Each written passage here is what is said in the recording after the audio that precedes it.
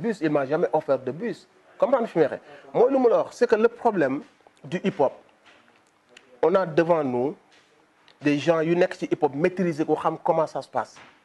De l'autre côté, on a des gens comme toi, qui savent comment ça se passe, mais ils ont une portée, un impact parce qu'ils sont devant la caméra, ils ont des médias de Sénégal. Donc, dès qu'ils posent une question, dans la manière de la poser, ils vont causer beaucoup de tort au hip-hop Galsen et l'image de Nidaf. Avec hip-hop, avec ce que je représente pour les hip-hopeurs. Maintenant, à partir d'une simple question ou d'une simple réflexion, tu vas causer beaucoup de tort au hip-hop Galsen. Et le problème, c'est que tout ce que tu viens de dire est faux.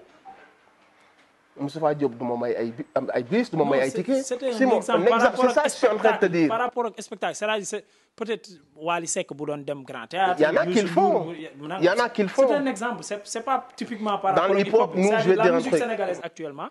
suñu waxee yéen a ngi koy natt ci ay vues ci YouTube wala ngeen koy natt ci feesal spectacle et malheureusement spectacle yooyu on sait comment ça se passe loolu laa wax. Il faut parler peut-être d'une autre forme de musique mais pas du hip-hop. Peut-être dans le hip-hop aussi il y en a qui le font, il y en a qui roulent avec l'État.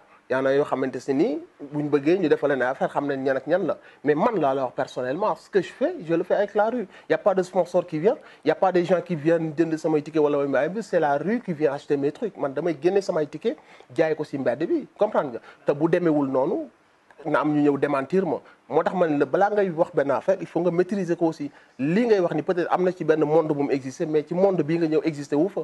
D'accord.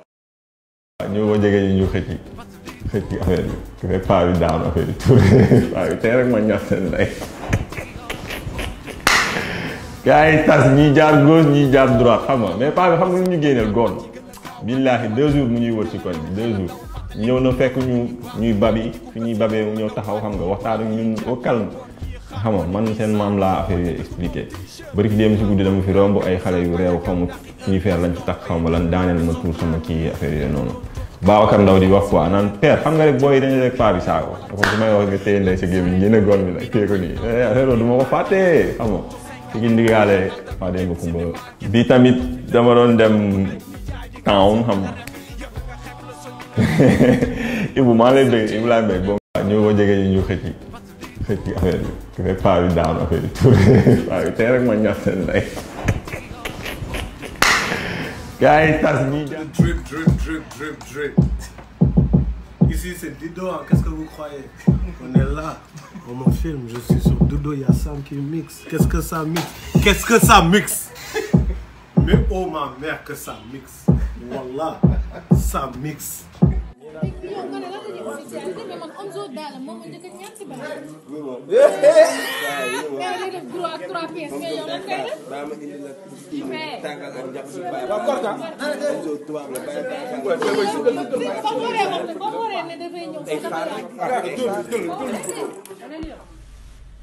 Minuut jot na de hoor. Happy motherfucking birthday, man. Ik had een leven hier. Stop van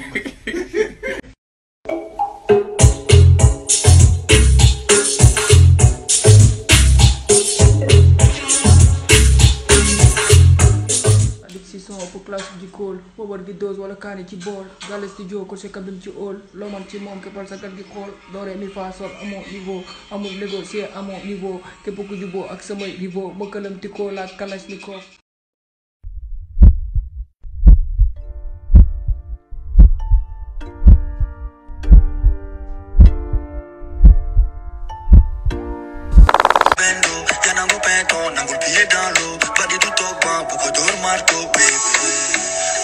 Y'a n'a pas ni vie, c'est pas compliqué. Surveille la maison, soumis communiquer. You love Panibi. Y'a n'a pas ni vie. Y'a n'a pas ni vie, c'est pas compliqué. Surveille la maison, soumis communiquer. Y'a n'a pas ni vie. Y'a n'a pas ni vie. Baby, Porto Rico, Espoligo. Yegalin jami comme Al Pacino. Ñi dañuy bàyyi mu sedd man du ma tiit no. Li ñu ragal a def la dëkkee. Ki nga yaakaar ni moo nekk sa xol la tëddee. Et puis lan la mel.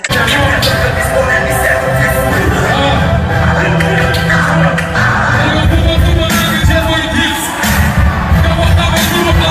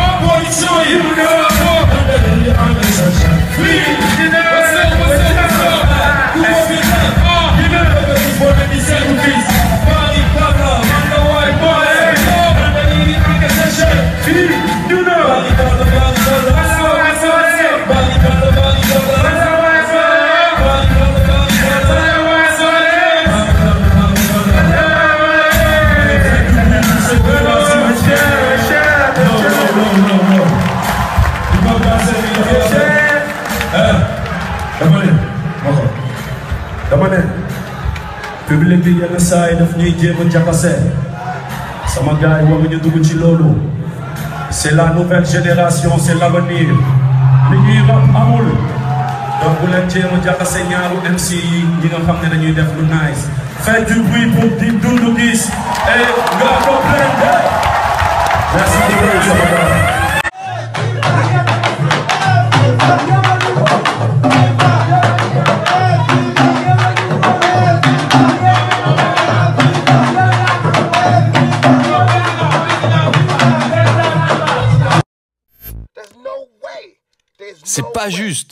C'est pas juste que ces gens possèdent des avions et que d'autres n'aient pas une maison, un appart, une cabane, des tiroirs, même des fringues. S'ils ont travaillé, je pense que c'est cool et qu'ils le méritent. Mais même si tu le mérites, tu dois... Regarde-moi, je suis pas plein aux as, mais je me sens coupable quand je passe à côté de quelqu'un. Faut que je lui donne quelque chose. Si je sais que j'ai 3000 balles en poche, je me dis que c'est dégueulasse de lui filer qu'une petite pièce.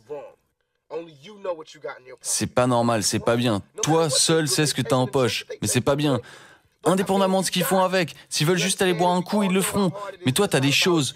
On sait que c'est difficile dans la vie. Et vu que c'est pas une question de si t'es bon ou mauvais, on sait que si lui n'a rien, ça veut pas dire qu'il est mauvais.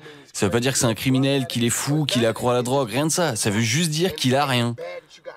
T'imagines quelqu'un qui a 32 millions de dollars? 32 millions de dollars. Et t'as une autre personne qui a rien. Et toi, tu peux dormir quand même. Tu vas au ciné tranquille. Mais c'est fou, t'imagines? Et c'est ce type de gens-là qui ont des récompenses humanitaires. Comment ils peuvent être humanitaires? Par le fait d'être millionnaires, alors qu'il y a tellement de pauvres qui prouvent à quel point ils sont inhumains. Tu vois, c'est le genre de truc qui me saoule. Je dis pas que je veux pas être riche, mais ce que je dis, c'est que c'est dur et tout le monde mérite. Et je pense qu'il y a un moyen de payer ces gens. Mais ça veut juste dire de trouver un moyen révolutionnaire. Il va falloir faire quelque chose qui sort de l'ordinaire.